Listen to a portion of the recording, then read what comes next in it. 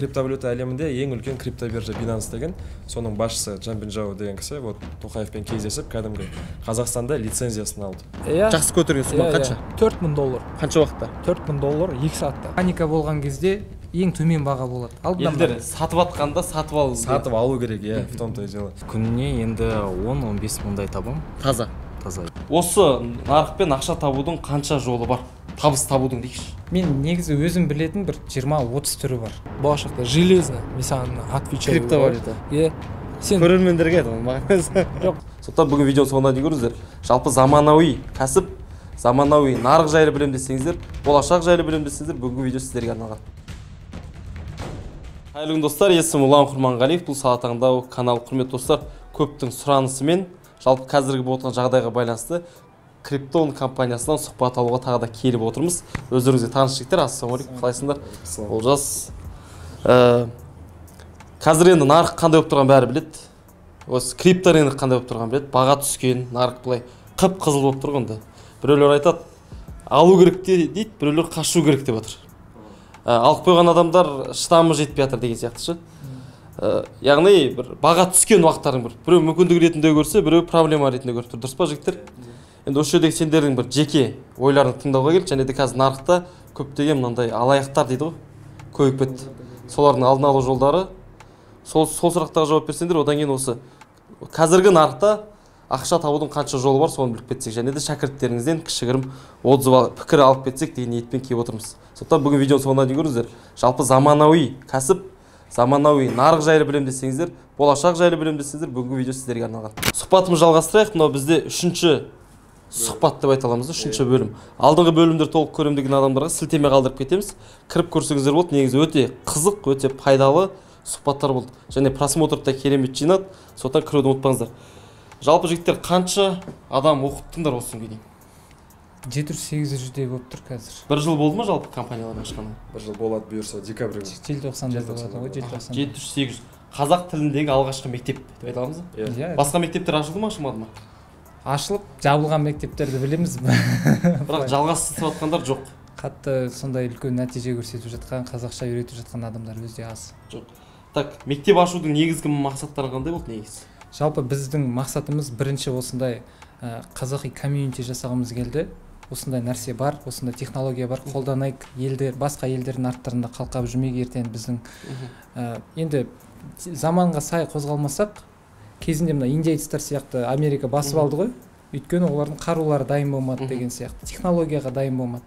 Қытай мысалы порох ойлап тапты, мылтықтар мен садақтың разницасы әртүрлі ғой. Тура сол сияқты бізде мен өзімнің арманым технология жағынан Қазақстан артта қалмаса екен. Сондықтан осындай үлкен бір компания ашып, үлкен бір комьюнити орта жасағымыз келді. Бұйырса уже жасалды. Бәленбай адам оқып жатыр, шәкірттерден бөлек өзімізде там Инстаграмда 15 мың адам оқырмандарымыз бар, Телеграмда 2-3 мың адамдай бар, әртүрлі желілерде өзіміздің толық бір ортақ қалыптасты деп айта аласыңдар қазір. Қалыптасып жатыр. Орыс тілінде мектептер ашылды ма? Орыс тілде бұрыннан бар мектептер, бірақ ол кісілер көбінесе анандай маркетинговый рекламный ходтармен жұмыс істейді, андай риск көп тәсілдерді көрсетеді. Сразу адамды рисковать ететін тәсілдерге кіргізеді. Одан ала тұрып, мошенниктер де көп болып кетті. Тем более қазір өздеріңіз білесіздер, шетелден бізге өте көп адамдар кіріп жатыр. Оларға да жұмыс керек, ал жұмыс жоқ қой, дайын жұмыс жоқ. Бәленбай миллион адам кірді деп айтуға болады да Қазақстанға. Оларға да бірден істеу керек. Олар келіп ап, енді неше түрлі нәрсе. Ақша табудың жолдарын жасап отыр десе. Иә. Так. Осы жерде бір сұраққа жауап беріп кетейікші. Білмейтіндер үшін, танымайтындар үшін қысқаша айтып берсеңдер. Криптовалюта деген не, жалпы крипторынок деген? Қандай мүмкіндіктері бар? Қандай проблеманы шешеді? Және де кішігірім бір артықшылықтары жайлы.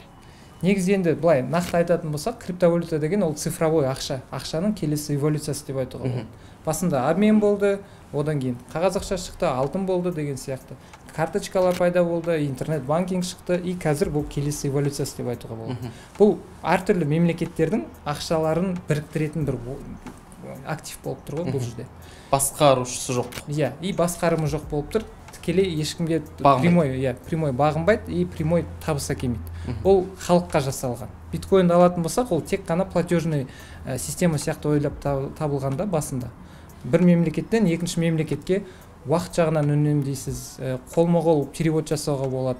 комиссиялар болмайды банковский. И мысалы бізде қазір бір банкқа барып үлкен сумма жіберетін болсаң басқа мемлекетке сенен 1040 заявление жазасың, ананы істейсің, комиссиясы бар. И может даже саған заң жағынан рұқсат бермеуі де мүмкін. Үлкен сумма болса да тексеріс көп болады, қайдан шыққан, кімге жіберіп жатсың. Сол жағынан криптовалюта енді өзіңнің жұмысыңмен, қанмен, теріңмен, уақытыңды бөліп өтіріп, мына жерде енді осы нәрсенің бәрін жасап отырып, өзіңнің адал тапқан ақшаңды өзің жұмсауға бір мүмкіндік беріп отырған осы криптовалюта. Иә.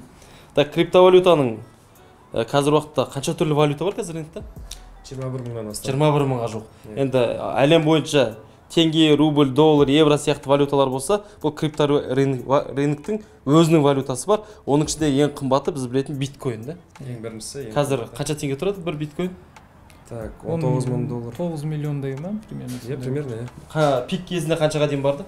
69 мың долларға барған. 70 мың доллар. 70 мың долларға дейін барды бір биткоин. Осыдан 7-8 жыл бұрын бір теңгеге де татымайтын болған. Иә. Құны.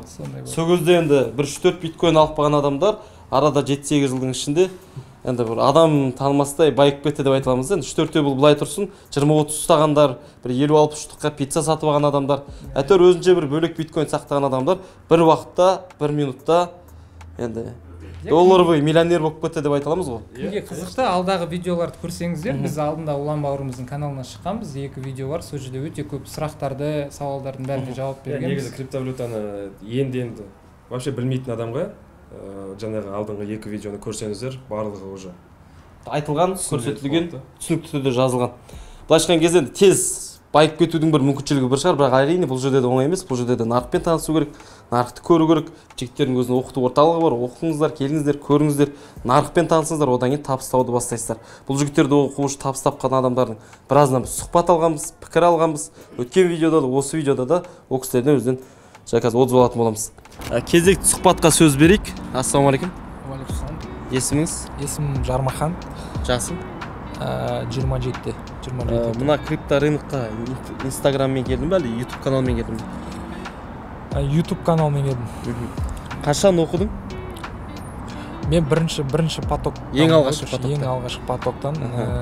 Енді неге өтпей тұрып, неге оққан бір сұрақ қойшы. Үлкен көтерген сумма бар ма осы? Нарыққа кіріп, жақсы көтерген сумма қанша? Аз уақытта. $4000. Қанша уақытта? $4000 2 сағатта. 2 сағатта? Бұл бар ғой, чисто случайно. Бұл жерде түсіндім оны қазір айтасың боласың. $4000 2 сағатта. Енді неге криптовалютаны таңдадың?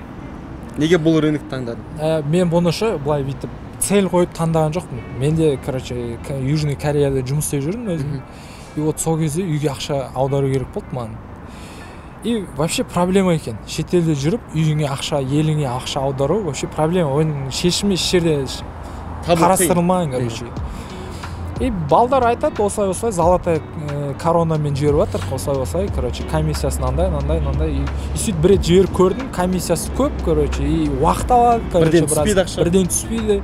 И саған проблема создавать етеді сен. Жұмысыңнан сұранып шығуың керексің деген сияқты. Уақытыңды алады қысқасы. Иә, мен и варианттар іздеп бастадым интернеттен. Разный варианттар іздеп, и блокчейн кошелек туралы видео көріп қалдым, И Google-ға кіресің, best change деп жазсаң, обменниктер тұрады. Обменник арқылы сен любой картаға моментально ақша жібере аласың, И уже следующий периодтардың бәрі уже карта арқылы, жаңа блокчейн кошелек арқылы болды, картаға. Яғни бірден соған аударуға түстің.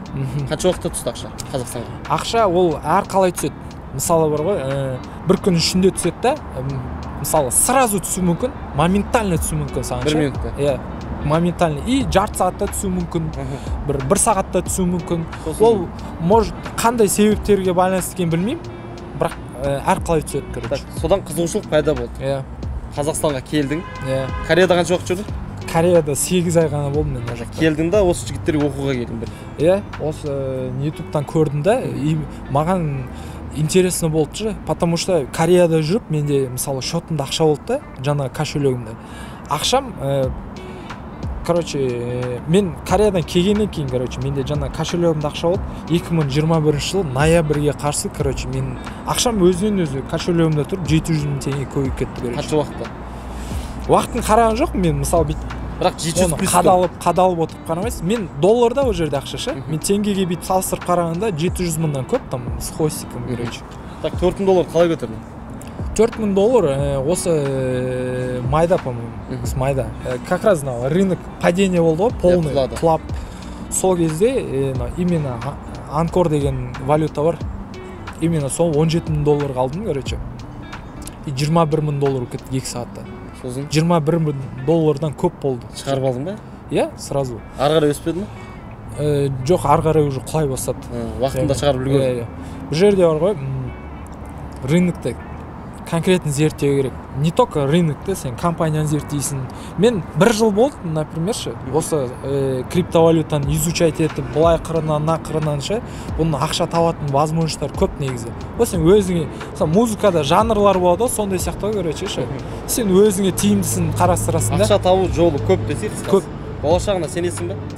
Конечно, мысалы, именно сен Каспий сияқты пайдаланып жүресің. Болашақта железно, мен саған отвечаю. Криптовалюта. Сен көрермендерге айтамын, маған емес. Жоқ, сен ол по-любому сен ол істес боласың. Жалпы өмірімізге араласады десек, араласады. Болашағына толық сенесің. Сенем. Ризасың ба жігіттерге? Иә, ризамын, конечно. Кеңес бересің бе? Кеңес беремін. Түсіндіру жағына толық.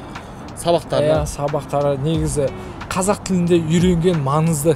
Сен орыс тілге қарағанда, мысалы сен сұрағыңа достаточно ответ ала алмауың мүмкінсің. Қазақша сен өзің жақындап там сұрап аласың нақты. Маған ыңғайлы қазақша болған. Өз тілімізде оқыған дұрыс қой, кез келген зат. Сұхбатыңа рахмет, жұмысыңа береке, табыс тілейміз. Рахмет. Сау бол. Так, жігіттер өздерің осы нарықта жүргендеріңе қанша болды? Уже 6 жылдай болып қалды мен. Ең басында сенің каналың ашқан кезде 5 жыл болған. Қазір 6 жылдай болды. Осы нарықпен ақша табудың қанша жолы бар? Табыс табудың дейікші. Мен негізі өзім білетін бір 20-30 түрі бар. Бірақ біз нақты более-менее безопасный түрлерін таңдап, адамдарды күйдіріп алмайтындай, шығынға қатты батырмайтындай 15 тәсілді бөліп бір курс жинап жасадық. Соның ішінде ең жақсы бір 3-4 түрін айтсаңдар. Трейдинг, ол алып сату деп айтуға болады. Инвестициямен сен алдындағы видеода айттың ғой, қазір алып, кейін пайда табу деген сияқты. И P2P-ді айтуға болады. P2P более-менее тұрақты күнделікті шығындарыңызды жауып тұру үшін ыңғайлы тәсіл. Нахотна кейде. Негізі 15 түрі бар. Онымен жігіттермен толық танысқанда біле аласыздар, номер қалдырып кетеміз. Және де видеоның астында Telegram канал болады. Сұхбатымыз жалғастырайық енді. Жалпы крипто нарықтағы соңғы жаңалықтар және де қаншалықты мынау заңды табыс көзі дейді ғой, жұмыс дейді ғой, сол жайлы айтып кетсеңдер. Біріншіден заң жағынан алатын болсақ, жалпы майнингқа заңды алдында шығарған майнингтан олар салық төлеп жатыр 10%-дай. Ол жалпы экономикаға өте жақсы үлес қосады. Алдында да бізде мысалы осы алдыңғы аптада Қазақстан телеарнасынан сұхбат алып кетті. Сол кезде де айтқам, осы соңғы жылда 2022-де майнерлар 652 миллион теңге төлеген мемлекетке, сондай доход келген. Өздерінің табысын жеке ала тұрайық, налогы 652 миллион теңге болды. Ол да жақсы өсімді бизнесқа, жалпы Қазақстан Республикасының немесіне, бюджетіне. Соңғы жаңалықтарды алатын болсақ, осы биыл Джангпэк Джао деген Binance биржасының басшысы біздің президентімізбен кездесіп, Астанада неме болды, митап болды Binance'ның. Сол кезде өзімізде барып қарсы алып қатысып қайтқанбыз. Өте көп жаңа проекттарды түсіндіріп, жоспарларын бекітіп, өте жақсы нәтижелер көрсетіп жатыр. Одан кейін бұйыртса карта ашылайын деп жатыр, Каспий картасы сияқты. Алдыңғы видеоларда біз айтып жүрдік қой, Қазақстанға криптовалюта әлі келмеген, оқыңдар деп. Енді 1 жыл, компаниямыз ашылғанда 1 жыл болды, біз осы салаға бет бұрып едік, Қазақстанымызда осы салаға бет бұрып. 1 ай бұрын криптовалюта әлемінде ең үлкен криптобиржа Binance деген, соның басшысы Джанбин Жао деген кісі Тоқаевпен кездесіп, кәдімгі Қазақстанда лицензиясын алды.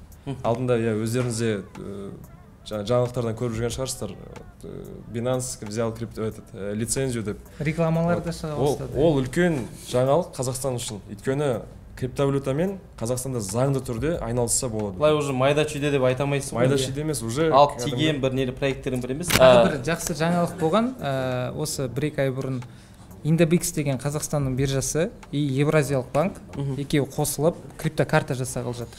Ол ақпараттан біз не аламыз? Осы жылдың соңына дейін сондай порученияларды берді. Құзырлы органдар уже тексеріп, соны жасап жатыр. егер криптокартамен төлейтін болсақ спокойно магазинға барып төлем жасауға болады, нарықта заңды картамен төлейсің. Ол жерде де салықпен НДС-ті бәрін ұстап отырады, ол да мемлекеттің бюджетіне өте жақсы плюс пайда келеді. Мына мынандай сұрақ, қазір енді мүмкіншілік деп атайық та енді. Мына рыноктың қызарып тұрғаны, нарықтың төмен түсіп тұрғаны мүмкіншілік деп ала аламыз ба? Бір әрине момент деп ше. Ең жақсы момент болашақ. Кіретін уақыттарда біз алдыңғы видеода айтып едік, $40,000 болып тұрғанда биткоин. Қазір в принципе кіретін кез деп. Бірақ қазір енді 2 есе арзандап тұр бұл. Енді өздеріңіз білетіндей, рынок деген құлап өсіп айтады ғой, андай үлкен инвесторлар айтады, покупать надо, когда проливается кровь деп. Уоррен Баффет айтқан, покупать надо, когда проливается кровь. Мысалы қазір бәрі қорыққан кезде, паника болған кезде ең төмен баға болады. Елдер сатып атқанда сатып алу керек, в том-то и дело. Жаңағы мысалы келтіріп кетсек, даже Россияда қазір Москва-Сити бар ғой, Москвада. Сол жерде квартиралардың бағасы 2-3 есе арзанда кеткен. Бірақ енді бұл жағдай енді бұйырса 2-3 жылдан кейін тұрақталады ғой қайтадан. Квартиралардың бағалары ең қымбат квартиралар сол жерде ғой негізінен. Ең қымбат сол Москва-Сити деген неде. Сол жерде 2-3 есе арзан. Қазір сатып аласың. Орыс ағайындар қазір сатып алған квартирадан арзанға сатып кетіп жатыр дейді. Кетіп жатыр, иә. Қазір бас дейтін адамдар сол квартираларды алады да, кейін бәрі нормально болғаннан кейін бұйырса. Валюталармен де солай болды ғой, мысалы 40 миллион үстіне қосып қайтадан сатып. Ең басында мына ақпанда бізде мына нәрселер бастаған кезде митингтар болды, потом мына көрші елдерімізде осындай непонятка болған кезде рубльдің бағасы қатты құлап кетті ғой, 3 теңгеге дейін құлап кетті. Сол кезде ешкім алған жоқ сол рубль. Ойлады уже, ойбай, все, рубль құлайды. Қазір рубліміз 8 ал 8-9-ға дейін барды мысалы. Соның өзін алған, ол да уже біздің инвестиция трейдинг деп айтуға болады. Жалпы енді нарықтың құлауы көп па, өсуі көп па? Және де соңғы рет қашан құлады турасындай неде? Енді бұл техникалық анализға байланысты, әртүрлі жаңалықтарға байланысты. Егер мысалы бір компанияны жаңадан ашылып бір акция жасап жатса, или бір жаңа технология шығып жатса, оның бағасы өседі. Егер мысалы осында кризистер болып жатса, енді соңғы кризистерді алатын болсақ, ол 2008-2009-да мына ақш-та болған кризистер. Үйдің бағасы құлап, үйдің бағасы құлады, кредиттер, банктар депозиттерін қайтара алмады, ақшаларын. Сондай үлкен дағдарыстардың бірінде қазір біздің өмір сүріп жатқан уақытымыз сондай кезеңге келіп тұр. Өйткені политический сұрақтар бар, соның бәрі бір-біріне әсер етіп. 2009-да бір рет құлады, одан кейін құламады ма? 2017-де, 2013-те жалпы осы бум болған кезде криптовалютаның бағасы сол кезде өсіп отырды. Енді жылдарды алатын болсақ 2009, 2013, 17, 19 и қазір. Негізі құлауы көп па, өсуі көп па дегенде, негізі қазір любой криптовалютаның акциясын ашып қарасақ, тек рост. То есть құлайтын жер бар, құлайтын жер өсетін. Мысалы 2007 жылы биткоин $20,000-ға жеткенде бәрі ойбай, ну 2017-те. 17-те, иә. То есть сол кезде ол үлкен болып көрініп тұрған. Бірақ одан ары өседі, ешкім ойы күтпеді. Бірақ 70,000-ға барды. 70,000-ға барды. Ал қазір 70,000-ға нетті де, қайттан түсті, қазір 20-ға түсті. И қазір көп адам ойлап отыр, ой болды, биткоин бітті, өсті, ана болды, ақ болды, көк болды, бәрі адам қорқады да ондай кезде. Бірақ қайттан 70-100-ге бару мүмкін дейсің ғой. Жалпы нарықта андай бумажный руки деген термин бар, слабые руки деп. Қорқып сатып жібереді өзін алған нәрсесін. Өйткені болашағын білмейді де, ана сенбейді, сенімді болмайды. Сондай кезде мықты қолдар, сильные руки сатып алады сол кісілерден. И кейін ертең рост болған кезде солар уже спокойно плюстап отырады. Сол үшін бұл нарықта кішкене психология жағынан, стратегия жағынан біз енді шәкірттерімізге үйретеміз, шыдамды болу керек, бүкіл суммаға сразу кірмей бөліп кіргізіп стратегиямен, енді әр адамның жағдайы әртүрлі. Біреуге 500 мың үлкен сумма болады, біреуге 5 миллион үлкен сумма болады деген сияқты. Сондықтан бұл жерде каждыйына жеке стратегия қарастырып отырмыз. Негізі шәкірттер көп, көбісі келе алмайды, сұхбат бере алмайды, айта алмайды. Бірақ енді біраз скриндарын бірден жіберуге дайынбыз, керек болса осы жерге қойып қойыламыз. Үлкен оборот жасап отқандар, жақсы пайдаға шығып кеткендер. Енді түйіндемедік крипто не бойынша. Жалпы жаңалықтарды естідік, мүмкіншіліктерін естідік, нарықтың қазір жақсы уақытта екенін естіп отырмыз. Өздерің түйіндеп жіберсеңдер жігіттер. Енді крипто рынок деп айтып жатырмыз. Даже осы біздің компанияны алатын болсақ, криптон компаниясын бір жылдың ішінде енді тфай 700-ге жуық шәкірт оқыттық. Қазақстан ғана емес 11 мемлекеттен. 11 мемлекетте Англия, Польша, Чехия, Южная Корея. 11 мемлекет, біз өзіміз сенген жоқпыз басында, қалай 11 Ресейден қазақтар оқып жатыр. Мына жаққа видеоларын қойсақ болады, жаңағы өздерінің отзывтарын беріп, сол өздерінің нелерінде. Кореяда бар, машинамен айналысып жүрген Южный Кореядан. Сол жігіт бізде оқып жатыр. Саламағалейкум, қазақ елі, Қазақстанға жалынды сәлем, Германия мемлекетінен Берлин қаласынан. Есімім Бағдаулет болады. Осы криптовалюта жайлы айтып жүрейін, қысқа мұстағып жүрейін. Криптовалютамен алғашқы танысқан кезім осы YouTube арнасынан көріп, бизнестің саласын көріп отырып, сол жерде қарап отырып, осы криптовалюта жайлы көріп қалам. Сол кезде Нұржан мырза мен Әли мырзаның осы криптовалюта жайында айтып жатқан сабақтардың видеороликтерін көремін, содан менде қызығушылық пайда болады. Сөйтіп маған қызыққан себебім бұл кісілер қазақ тілінде үйретеді дегенде, қазақ тілінде аудитория. Бұған дейін көрдім, орыс тілін көрдім, Россияда болып жатқандарын көрдім. Осындай нелерден мысалы. Сөйтіп мен осы қазақ тілінде болғаннан кейін қызықтым да, осы Нұржан мырзаларға хабарласып, телефондағы WhatsApp арқылы Германияда болсам да. Сөйтіп криптовалютаға жазылып, VIP пакетін сатып алдым. Енді VIP пакетінде оқып жатырмын. Өзім қазіргі таңда Германияда тұрып жатқаныма 1,5 жыл болды. Осында жұмыс жасаймын. Бояма заводында жұмыс жасаймын. Құдай қалса, криптовалютаны таңдаған себебім, мен бұны бизнес ретінде және де екінші табыс ретінде қолданам, Аллах бұйыртса. Құдай қалса, осыны трейдинг бар, P2P арқылы ақша табуға, көп түрлері арқылы ақша табуға болады. Криптовалюта жайында айта берсе көп, оны оқыған кезде кейін біле жатарсыздар. Айтайын дегенім, криптовалюта өзі негізі бүкіл әлемде болып жатқан биржа цифровой валюта деп айтылады. Енді цифровой валюта болғанда бұл жерде ешқандай сізді бір жерден бірдеңе сатып алып, базарға бірдеңе алмайсыздар. Тек қана осы компьютер арқылы, болмаса жаңа телефон арқылы өздеріңіз табыс табуға болады. Айтайын дегенім, келіңіздер, жазылыңыздар, оқыңыздар, криптовалютамен айналысыңыздар. Бүкіл әлемде қазір болып жатқан әлемдегі бизнес бұл. Ешқандай да қорықпаңыздар, алға қарай ұмтылыңыздар. Әр қазақ байысын, осындай үлкен табыстарға жетіп, осындай шетелдерге саяхаттап жүре беріңіздер. Құдай қаласа аманшылықта жолығайық Қазақстанға барған кезде. Қазақстанға тағы да жалынды сәлем. Ассалаумағалейкум достар, баршаларыңызға қайырлы күн. Мен есімім Бағдат, мен оңтүстік Корея елінде Инчон қаласында тұрамын. Мен криптовалютамен танысқаныма 1 жылдың көлемі болды, және бұл криптовалютаны мені бастаған себебім, мен қолымда бар қаражатты жедел түрде көбейту қажет болды. Сол себепті осы крипто әлеміне келдім. Ал криптовалютамен айналысам деп жатқан кісілерге айтарым, бұл крипто әлемде өзінің алгоритмі және өзінің системасы бар. Сол берілетін білімді толықтай игергенге байланысты табысқа шығасың. Және криптон компаниясын таңдаған себебім, бұл кісілерді жарнамадан көріп, қазақ жігіттер жүздері жарқын болғаннан кейін осы кісілерден сабақ алғым келіп, баршаларыңызға сәттілік, амандықта. Келесі кейсқа сөз берейік. Криптон компаниясының кезекті кейс. Саламатсыз ба? Саламатсыз. Есіміңіз? Әсел. Жақынырақ Әсел, кішкене дауысыңызды шығарып сөйлесеңіз. Жасыңыз? 32-де. Жұмыс істейсіз ба? Основной жұмысым бар. Неге криптовалютаны таңдадыңыз? Неге бұл саланы кәсіп ретінде алып жүрсіз бе, әлде қосымша табыс ретінде алып отырсыз? Мен қазіргі күнде қосымша табыс ретінде алып отырмын. Неге криптовалюта? Потому что көп уақыттың керегі жоқ, не требуется, и кез келген жерде жұмыс істеуге болады. Бұл идея қайдан келді жалпы осы рынокқа кіру деген? Маған өзіме лично бұл идея карантин кезінен бастап келді. То есть әр жерде отырып, көп уақыттың керегі жоқ, и жаңағыдай дополнительный заработок жақсы табуға болады.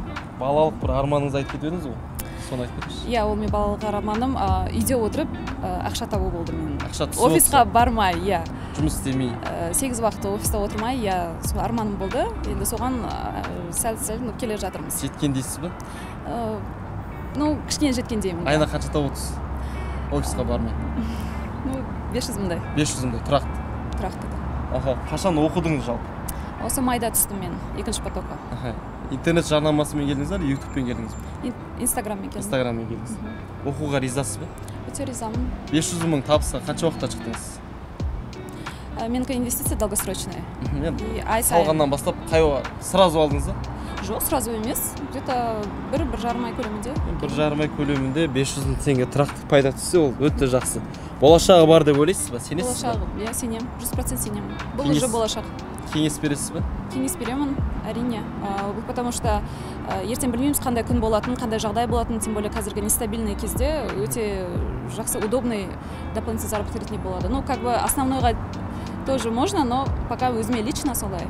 Бірақ болашақ, уже болашақ деп отырсыз. Уже болашақ деп отырмын, иә. Потому что бұған требуется только интернет и телефон. Әр жерде, әр странада отырып таба беруге болады. Өте удобно. Күніне бір уақыт жұмсайсыз ба енді, кіріп бір Жоқ, мен күнде жұмсамаймын, мен сондықтан да мен күнделікті уақытым болмағаннан кейін мен сондай долгосрочный алдым. сұхбатыңызға рахмет, жұмысыңызға береке, табыс тілейміз. Бұйырса келесі кейстері табысыңыз өсе берсін. Ризасыз ба жігіттерге? Иә, ризамын, конечно. Кеңес бересің ба? Кеңес беремін. Түсіндіру жағына толық. Сабақтарына. Сабақтары негізі қазақ тілінде үйренген маңызды. Чем орыс тілге қарағанда, мысалы сен сұрағыңа достаточно ответ ала алмауың мүмкінсің. Қазақша сен можешь өзің жақындап там сұрап аласың нақты. Маған ыңғайлы қазақша болған. Өз тілімізде осы оқыған жігіттер дұрыс қой, кез келген зат. Сұхбатыңа рахмет, жұмысыңа береке, табыс тілейміз. Рахмет. Сау бол. Кезекті сұхбатымызды жалғастырайық енді. Тағы да бір кейс қосып жіберейік, көп болды деп ренжімеңіздер. Шәкірттері өте көп, табысқа жеткен, нәтиже көрсеткен, сондықтан енді көрсету керек болды. Ассалаумағалейкум. Есімің? Санжар. Жасың? 26. Жұмыс істейсің ба? Иә, жұмыс. Қайда? Жұмыс істегенде өзім бір кәсібім бар. Сонымен жұмыс, соны айналысамын. Криптовалюта екінші табыс көзі десек Иә. болады. Так, бұл кәсіп арқылы қанша табыс табасыз криптовалюта арқылы? Айына 570 мың теңге. Алып сатасың ба, инвестициямен ба? Определенная часть сол алып сатуда, определенная часть сол инвестицияда ғой. Күніне қанша сағат уақыт жұмсаушысың осы салаға? Ну, по-разному, бывает 1 сағат, бывает жарым, ну, по-разному солай. Ну, одан да көп табыс табуға бола ма? Иә, болады әрине. Қанша ақша салып қойдың қазіргі уақытта? Бастағанда, шын айтайын, өзім жүзбігінен бастадым. Қазір? Потом, неден, лунадан бар емес па? Сол көтерілгенде, где-то 500% алдым, 500 мың теңгені. Сол қазір 500 мың теңгені айналыстырып, қазір миллион жатыр. Өз ақшасын айландырып отырсың, қысқасы. Пайдасын алып отырсың, и оборотты көбейтіп отырсың. Иә. Болашағына сенесің ба? Әрине. Жалпы қандай артықшылықтары бар бұл рынок саланың? Артықшылық қандай? Плюстары. Плюстары ма? Ну, во-первых, ондай көп уақыт кетпейді. Вот. Екіншіден, жалпы табыс сразу как бы түсіп неғылып тұрғанда, хотя бы находная дейді, сондай ақшада болып тұрады. Плюс өзімнің основной кәсібіме тоже ондай развитие беріледі. Мешать етпейді десе? Иә, мешать етпейді. Жалпы оқуға ризасың ба? Иә, әрине. Толық түсіндің ба? Иә, әрине. Кеңес бересің ба? Конечно. Болашағына сенесің ба? Иә, сенемін. Сенесің ба? Толық? Иә, сенемін. Сұхбатыңа рахмет, жұмысыңа береке тілейміз. Және де алдыңғы екінші бөлім түсірген кезде біз айтқан болатынбыз Binance деген компания биржамен келісімшартқа отырамыз деп. Қазіргі уақытта бұл араға жарты жыл салып 5 биржамен келісімшарттамыз біз қазір. Bybit, Binance, иә, тікелей Қазақстанда ондай представительство ретінде. Так, одан кейін жігіттер жаңағы алаяқтар жайлы. Қазір жалпы нарықта 15-20 миллионға минусқа кетіп жатқандар бар өте көп адамдар бар. Бізге көп адам келді. Ютубта, Инстаграмда агрессивный рекламалар көп болып кетті. Сілтемелер келеді WhatsAppқа. Неше түрлі инвест, Қазмұнайгаз инвест деген бар. Марғұлан ағамыздың видеоларын кесіп алып, сол кісінің артынан өте көп үлесіңді ал деген сияқты. Үлесіңді ал. Tesla X деген бірдеңке шығып жатыр. Илон Маскқа қатысы жоқ та, Илон Масктың компаниясымен жабылып. Әртүрлі банктардың арттарынан да шығып жатыр. Хотя Халық банкта өзінің программасы бар ондай, бірақ мына нәрсеге қатыстары жоқ та ол жерде. Көп адам ақшасын көбейткісі келіп, осындай бір өзгеріс жасағысы келіп кіріп, бәленбай миллион ақшаға алданып жатыр қазір. Біздің өзі келіп жатқан шәкірттердің бір 30% сөйтіп біреуге ұрынып келіп отырған адамдар қаншамасы. Миллион теңгеден 20 миллионға дейін қаталған десе. Біраз адамның ақшасын қайтарып беруге көмектесіп жатырмыз. Біраз адамның енді кірейін деп жатқан жерден қайырып алып жатырмыз.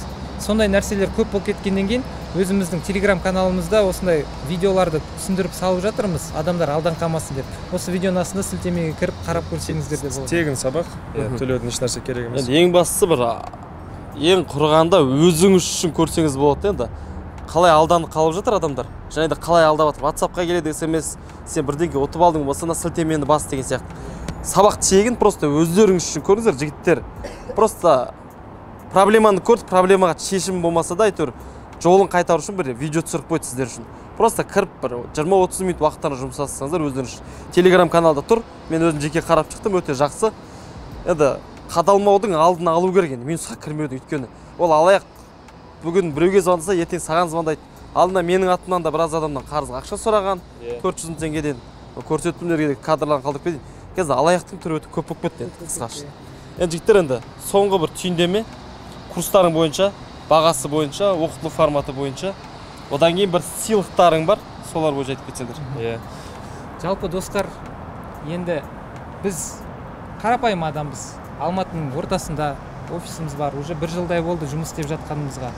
Келіп, сұрап, жөнін сұрап, қалай кіруге болады, неден бастауға болады, қандай тәсіл маған ыңғайлы болады, қандай сумамен бастауға болады. Осы сұрақтарыңыздың бәріне осы офиста жауап берсек болады, немесе номерларымызға хабарлассаңыз болады. Жалпы ақшадан ақша жасайтын заман келді. Қашанғы екі қолға бір күрек деп жүгіріп жүреміз. Қазір технология дамып жатқан кезде өздеріңіз дамытыңыз. Өйткені қазіргі профессиялар ертең жоқ болып кетпеуіне ешкім кепілдік бере алмайды.